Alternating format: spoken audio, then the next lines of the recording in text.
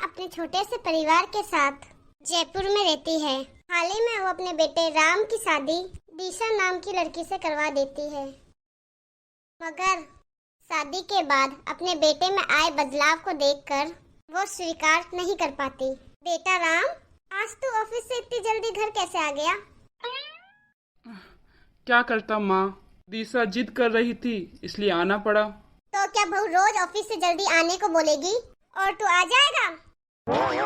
अब ऐसी बात नहीं है माँ, दरअसल वो चाहती है कि आज हम कहीं बाहर घूमने चले, तो बस इसलिए मैं मना नहीं कर पाया और आ गया।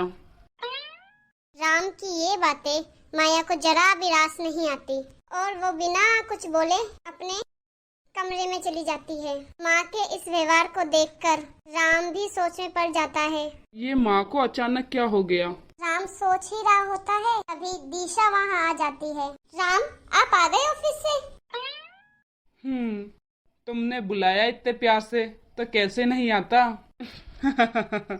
तो राम, क्या आज डिनर भी हम बाहर ही करेंगे? अरे लेकिन माँ को भी साथ लेके चलते हैं ना, वो होंगी तो और भी ज्यादा मजा आएगा। राम और दिया सास के कमरे में जाते हैं। माँ आप तैयार हो जाइए, हम सब आज बाहर घूमने चल रहे हैं। क्या सच में? तुम लोग मुझे भी अपने साथ लेके चल रहे हो? हाँ और क्या, भला हम आपके बिना कहीं जा सकते हैं क्या? चलिए ना मम्मी जी, फटाफट से तैयार हो जाइए आप। माया झट से तैयार होकर राम और दिशा के साथ चल देती है। तीनों मार्केट के लिए निकल पड़ते हैं, जहाँ रास्ते में दिया राम का हाथ पकड़ते हुए चलती है। अपने बेटे और बहू को इस तरह साथ चलता देख माया उन्हें टोकती है। अरे हाथों में हाथ डाल के क्यों चल रहे हो तुम दोनों? ये तुम दोनों का बेडरूम नहीं, हमारी गली है, मोहल्ला है, जहाँ लोग एक चीज देखते हैं, चार बातें बोलते हैं। आप भी ना मम्मी, दिया मेरी बीबी है, अब इसका हाथ नहीं पकड़ूंगा तो किसका पकड़ूंगा? और फिर लोगों के बारे में सोचना ही क्यों है? वैसे ही तो लोगों ने ही तो इसका हाथ मेरे हाथ में पकड़ाया है।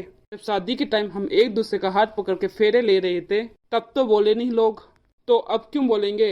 अब तो मैंने शादी कर ली है। हाँ, अब मेरी बात कहाँ मानोगे तुम? बीबी जो आ गई है तुम्हारी। नहीं माँ जी, आप गलत समझ रहे हो। अरे रहने दे बेटा, जिस उम्र में तुम लोग हो ना, उस उम्र से मैं भी निकल चुकी हूँ। माया की बातों से दोनों का दिल दुख जाता है। फिर पूरे रास्ते दोनों एक दूसरे से दूरी बना के चलते हैं। अगले दिन दिया, खाना बना के नहीं बना? बहुत तेज भूख लग रही है यार। बस अभी लाई 2 मिनट में। अरे जल्दी कर बहू, मेरे बेटे को ऑफिस के लिए लेट हो रहा है। माया आगे कुछ बोलती उससे पहले दिया सबके लिए खाना ले आती है। सॉरी, तुम्हें आज ऑफिस के लिए देर हो गई। वो क्या है ना, मैं आज तुम्हारे पसंद का मूंग दाल हलवा बना रही थी। आज से पहले मैंने कभी बनाया नहीं है ना, इसलिए टाइम लग गया। एक मूंग दाल हलवा बनाने में तूने इतने घंटे लगा दिए। अरे मुझसे बोल देती, मैं बना देती अपने बच्चे के लिए।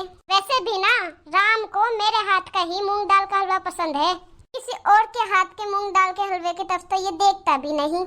एक बार फिर दिया निराश हो जाती है। अभी दिया को निराश देख राम कहता है, माँ आप ये क्या बोली जा रही है? दिया, तुम्हारे हाथ में तो सचमुच जादू है। मैंने आज से पहले कभी इतना स्वादिष्ट हलवा नहीं खाया, है ना माँ?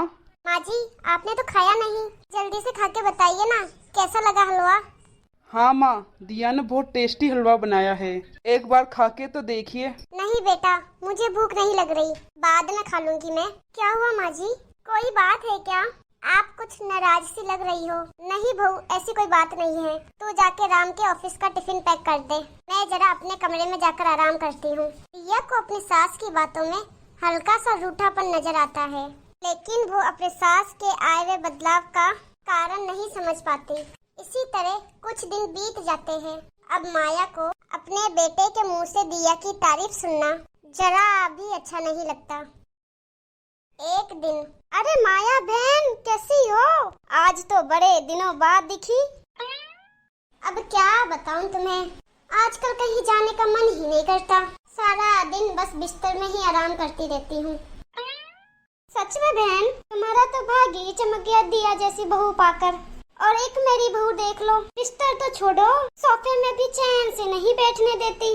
माया और शीला बात कर रहे होते हैं तभी उधर दिया भी आ जाती है। वो पीछे खड़ी होकर उनकी बातें सुनने लगती है। हाँ, इस मामले में तो मेरी बहू बहुत अच्छी है, पर क्या कोई बात है क्या? और तो इतनी दुखी क्यों लग रही है? अरे नहीं, कोई खास बात नहीं है। अब बता भी दे माया, क्या पता मैं तेरी कोई मदद कर सकूं। तुम्हें पता है, जब से दिया मेरे घर में आई है ना, तब से राम पहले जैसा नहीं रहा। अब वो बहुत बदल चुका है, और तो और अब उसे मेरे हाथ का खाना भी पसंद नहीं है। दिन रात जब देखो बस अपनी बीबी के गुणगान करता रहता है। अच्छा, तो तू इस बात से परेशान है? तेरा लड़का तो फिर भी ठीक है। जरा मेरे घर आके देखियो किसी दिन, बीबी के पैर दबाता नजर आएगा तुझे मेरा बेटा। माया आगे कुछ नहीं कहती, वो चुपचाप अपने घर लौट जाती है। वही उनके पीछे खड़ी दिया अपनी सास की मन की बात जानकर अचंभे में पड़ जाती है। उसे अपने कानों सुनी बातों पर यकीन नहीं होता। वो सोचने लगती है कि आखिर वो ऐसा क्या करे जिससे उसकी सास की शिकायतें दूर हो सके। दिशा, कहाँ हो तुम?